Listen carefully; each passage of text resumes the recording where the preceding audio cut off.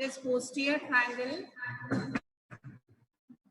Before starting my lecture, I must introduce myself. I joined here as a new faculty, Rashmi Ghai, in the Department of Anatomy as a professor. So, about the posterior triangle. First, I will tell you on the this green book. I will tell you this. Summarize my lecture on this PPT.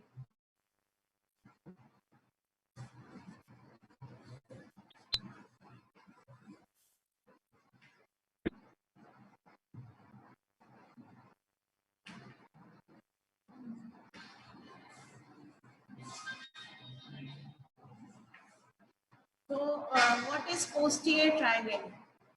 It will be easy if you draw simultaneously diagram on your notebook.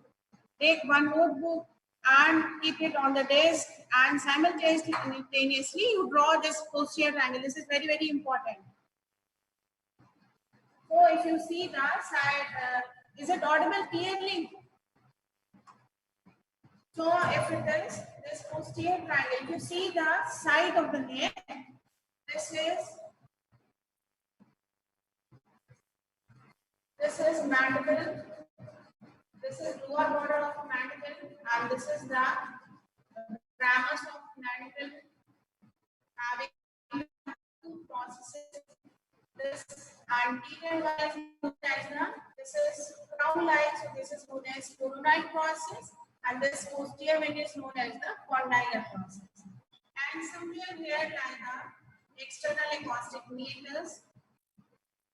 So this is the position of external ear, and just behind the external ear, there is a bony projection can feel here that is behind the external ear. This is the process, and this process is known as the mastoid process.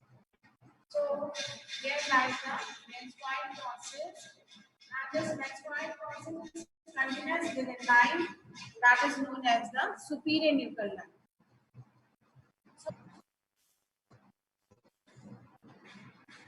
And this triangle, which is present posterior to the sternocleidomastoid muscle, this is known as posterior triangle.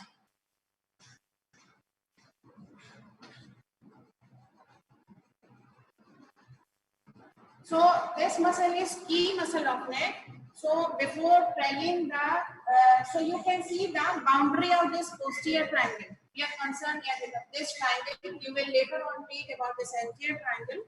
About the boundaries of the posterior triangle, it is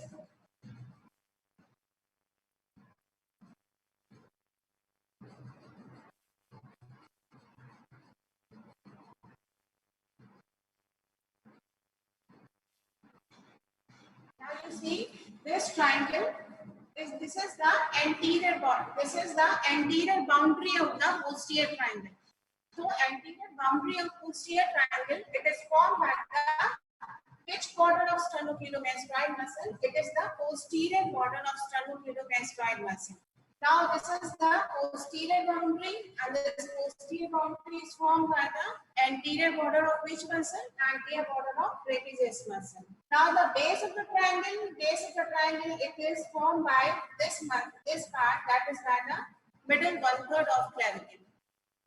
This is the apex of the posterior triangle. Apex lies here, that is over the superior nuchal line, where the sternocleidomastoid muscle and this trapezius muscle they meet.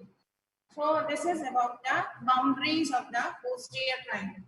So before telling about the roof and the floor and the contents, I must tell you about some features of this sternocleidomastoid muscle, because this is key muscle of neck region. So this sternocleidomastoid muscle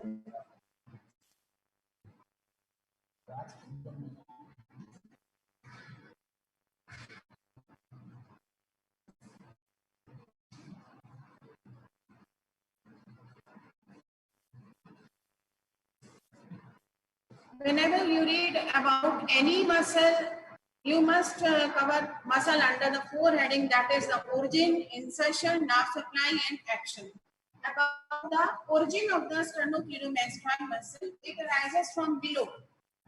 and this part that is and one part of the origin is arising from the sternum manubriae. So this is known as the sternal end of this is known as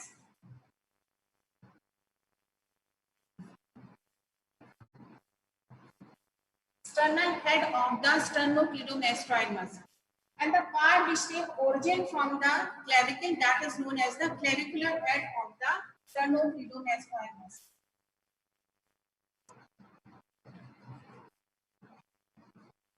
So you see the origin of the they trace from two places. One head is known as the sternal head. This sternal head arises by a rounded tendon from where from the anterior surface of the upper part of the manubrium, upper part of the sternum that is known as the manubrium sternum. And this clavicular head originates from the superior surface of medial 1/3 of clavicle. This sternal head runs upward and the backward, while this clavicular head it runs vertically upward and it joins the deep surface of this clavicular head. And both these fibers, then the fibers, this muscle run upward, and this is the insertion. Upper part is the insertion of the sternocleidomastoid muscle. Where the muscle is inserted, one part of the muscle is inserted on this process. This process is known as mastoid process.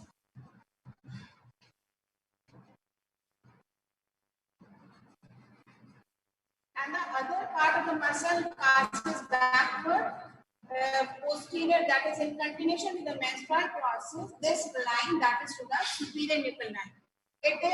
This trapezius is attached to the medial part of the superior nipple line, while this sternocleidomastoid muscle is attached to the lateral part of the superior nipple line. So this is about the sternocleidomastoid muscle origin and the insertion part. Then about what is the next point about the muscle is about the nerve supply. Sternocleidomastoid muscle, it is supplied by this 11th nerve, that is the spinal accessory nerve. So nerve supply is by the spinal accessory nerve.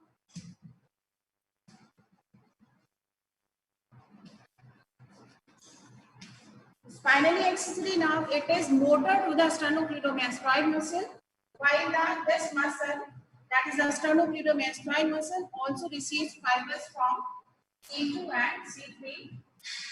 They are sensory fibers, means they are carrying the proprioceptive sensation from the muscle. So this is about the nerve supply, about the action of the sternocleidomastoid muscle. Action. Whenever you read action of any muscle, you have to fix the one part and you have to move the other part. So when this part is fixed, that is when it is acting from below, that this muscle causes the rotation of the head. I will show you in next class about what is the action of the sternocleidomastoid. I will show you the slide. So that is when this sternocleidomastoid muscle of one side contract, it will turn the head towards the same shoulder. That is, which muscle is contracting? Right sternocleidomastoid muscle is contracting, and it will turn the head towards the same shoulder. At the same time, it rotates the face. That is, face is rotated to the opposite side. So this is as a result of contraction of the right sternocleidomastoid muscle. When contract, it causes this head is bent towards the right shoulder and the face is turned towards the opposite shoulder, and you can see the contracted muscle in your body, that is the sternocleidomastoid muscle. And when both muscles contract, it will cause the flexion of the vertebral column. Which part? It is the cervical part of the vertebral column. It is when the both muscles contract. So this is the action, and another action is that when you fix this part and you have to move this part, it will cause the elevation of the manubrium sternum. So when acting from above, Starting from upper means you have to fix this upper part and you have to move this lower part. Then this is the accessory muscle of inspiration. Sternum is raised and so it is the accessory muscle of inspiration. So this is about the action of the sternocleidomastoid muscle. Then after the action, next comes the about the applied part. Applied is there are three applied. That is the when the sternocleidomastoid as well as the trapezius muscle contract, then it produces twisted neck, and that is the given the term that is known as torticollis.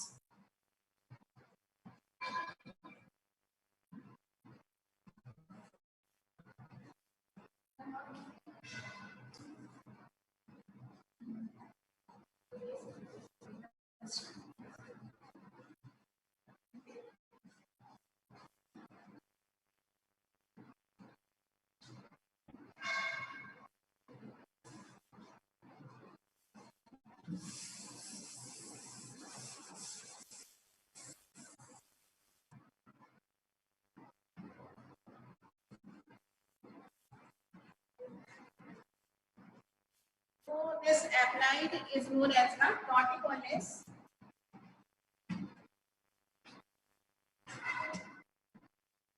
And it is the term which is commonly used for this torticollis, it is wry neck.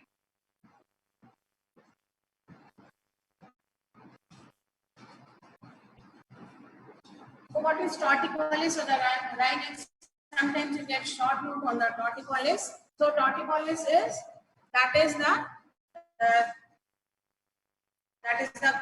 movement of the face to the opposite side and the turning the head towards the same side. Causes that is a twisted neck is the term for the torticollis. And this twisted neck, it is of three types.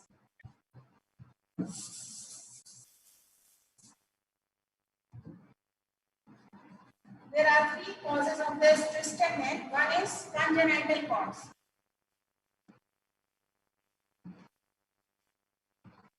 Congenital cause is that when the baby is delivered, then the head of the baby is during the labor pains, they are not proper. So the head is twisted so much so that it can come out.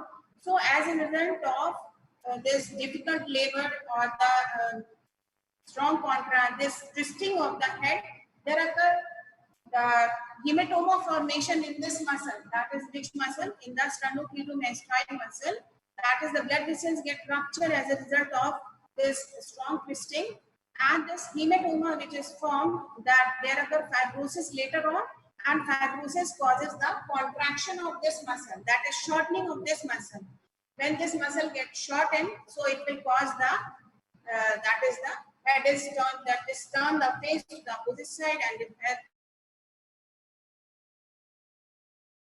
torticollis as a result of difficult labor.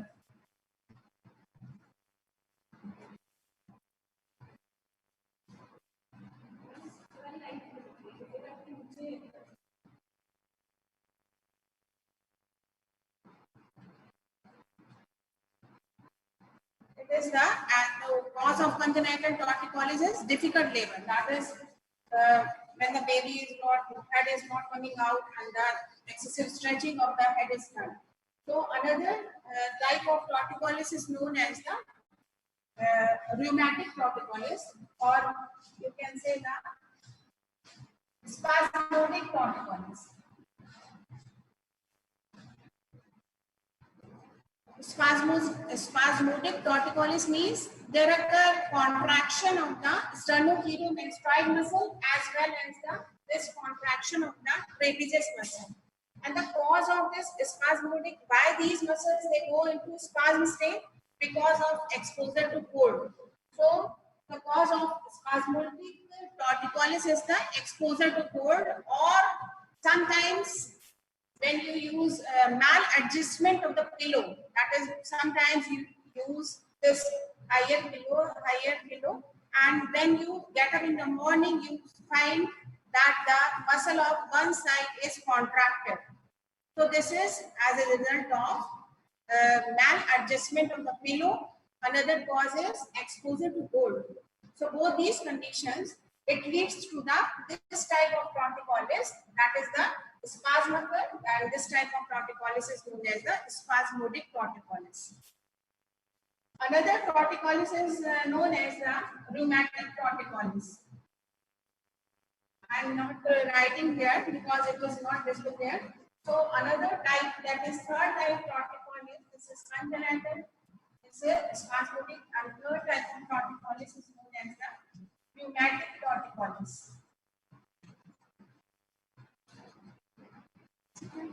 Rheumatic torticollis means that is when the rheumatic, this is not rheumatic, this is reflex torticollis.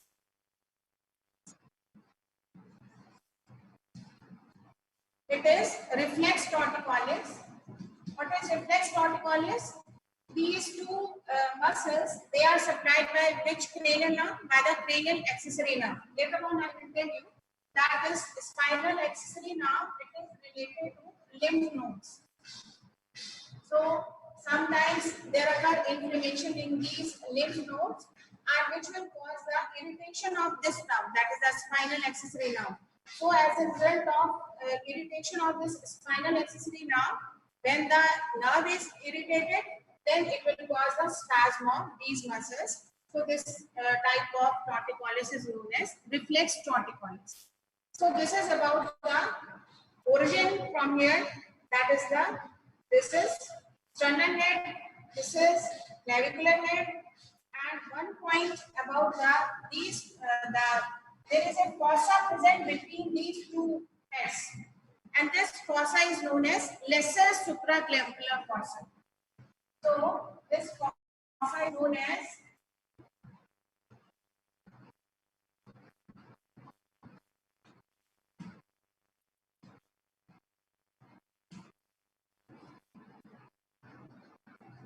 this fossa, that is the space which is present between these two heads, that is known as the lesser supraclavicular fossa. And later on we will read that there is a vein present in this, that is the internal jugular vein. So both these heads, these are the two heads taking origin from manubrium sterni and from the superior surface of medial 1/3 of clavicle. Insertion into the mastoid process, lateral surface, and into the superior nuchal line. Nerve supplies by spinal accessory nerve, C2 and the C3 nerve. And about the action is, that is, it turns the head towards the same shoulder when the one side contract, and it will turn the face towards the opposite side. This is the contract, the action. And about the applied, I told you about the twisted neck, that is the torticollis. There are causes of torticollis, I have told you. So now come to the that is when you can see the posterior triangle. Superficial to these, there are presence of certain structures. So when you remove these structures, they are forming the roof of the posterior triangle. So roof of the posterior triangle.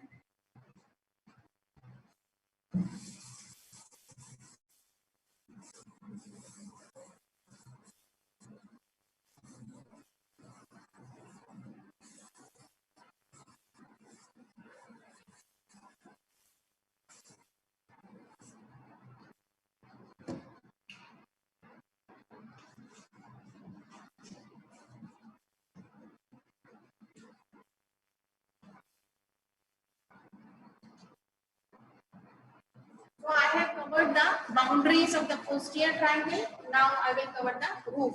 Roof is formed by most superficial structure is the skin. Deep to skin, there lies the fascia, that is superficial fascia.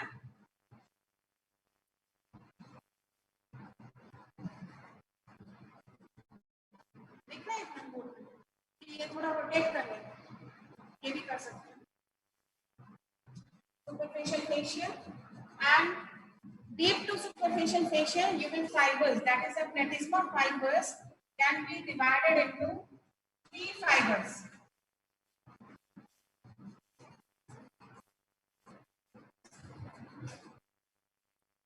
That is, these fibers, they are anterior fibers of the platysma muscle, They are middle fibers of the platysma muscle, and they are posterior fibers of the platysma muscle. So origin of this muscle, that is platysma, is clear. That is, it is coming from deep fascia. Then the direction of the fibers is, the fibers, they pass upward and the forward and medially. And what happens to the anterior fibers? Anterior fibers, they decussate with the, these anterior fibers, they decussate with the anterior fibers of opposite side. The muscle fibers, they are going upward, and these are anterior fibers, and they decussate with the other fibers of the opposite side. And where the decussation occurs, it occurs below the chin region. And what about the middle fibers? Middle fibers of the platysma, they are attached to this border of the mantle, that is the lower border, which is also known as base of mantle. So middle fibers, they are attached to the base of the mantle. And what about the posterior fibers? These posterior fibers, of the platysma, they cover the muscle which is present here. Later on, you will read that there is a presence of a muscle, that is masseter muscle. It will cover the masseter muscle, and they reach here, that is to the,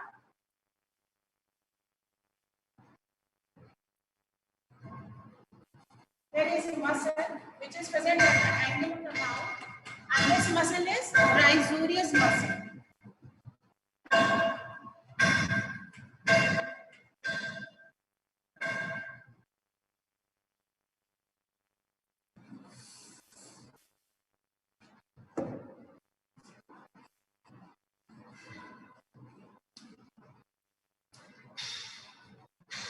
So this rhizorius muscle, it is present at the angle of the mouth. So these posterior fibers, they ascend upward and they blend with this muscle, that is with the rhizorius. So this is about the insertion of the platysma. This platysma, if you remember, it is derived from which branchial arch? It is derived from second branchial arch. So now our second branchial arch is facial nerve. So it is supplied by one branch of the facial nerve, that is, which is present in the neck region, that is the cervical branch of facial nerve. Unmute करने से ये होगा ना, थोड़ा सा बच्चों से पूछ सकते हैं. So this is supplied by which nerve? That is by the cervical branch of facial nerve. About the action of this platysma, when this muscle contracts, it will cause the depression of the mandible. And another action is, that is, these fibers, they draw the angle of the mouth downward and the laterally. So this is the action of this platysma muscle. About the applied part, because this muscle is, most of the muscles, they are present deep to the deep fascia, but this is an exception, that this muscle is present in the superficial fascia. So applied part of this platysma is that whenever any surgery is done in the neck region, so we have to suture this muscle, that is platysma muscle, otherwise there will be bad scar formation after the surgery. So this is applied of this platysma muscle. So deep to platysma, so this is present in the, when you cut this platysma muscle, deep to platysma, you will find the vein, that vein is the external jugular vein.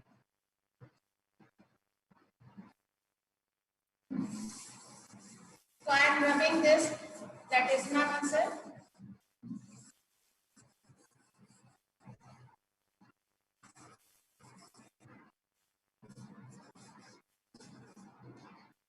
Now the deep to platysma, you will find the external jugular vein is present, and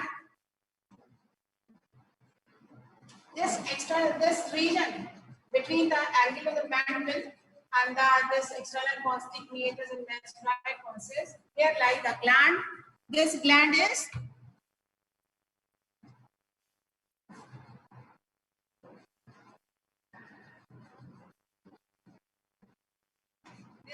the which gland? It is the parotid gland.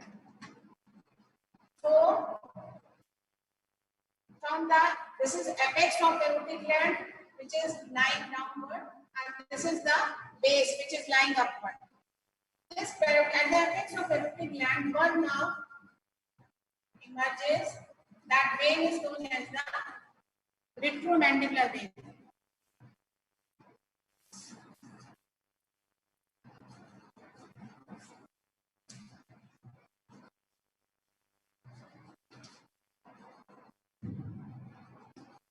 So this is retromandibular vein, and कहाँ पे emerge कर रही है? It is emerging at the apex of the parotid gland.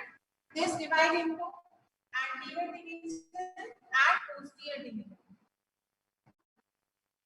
So this is anterior division, and this is posterior division of retromandibular vein. This posterior division of retromandibular vein, it joined with the vein which is coming from posterior surface of the auricle, and this vein is known as posterior auricular vein. So this vein is which vein? It is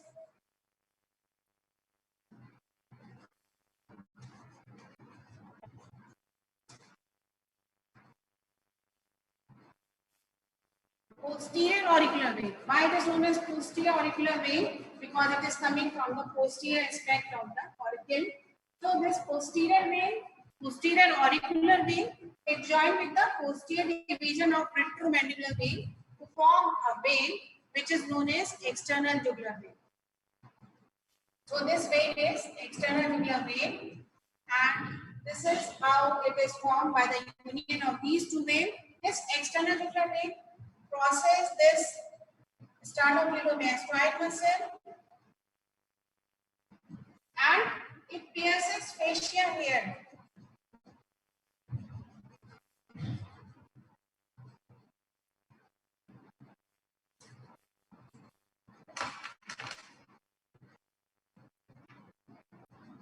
And it will drain into which vein? The vein which is present deeper in the content of the this triangle, that is into the subclavian vein. So this external jugular vein, it is lying.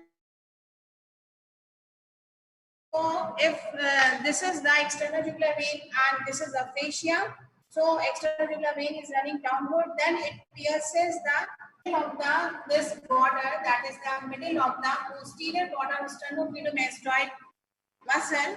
Various nerve emerges, and these nerves, they are branches of cervical plexus, and these are, one nerve is the emerges here, and it ascends upward along the posterior border of the sternocleidomastoid muscle.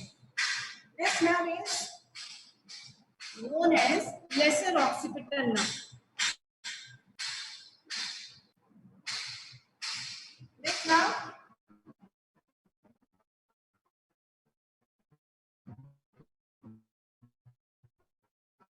in the behind the this external ear, it is supplied by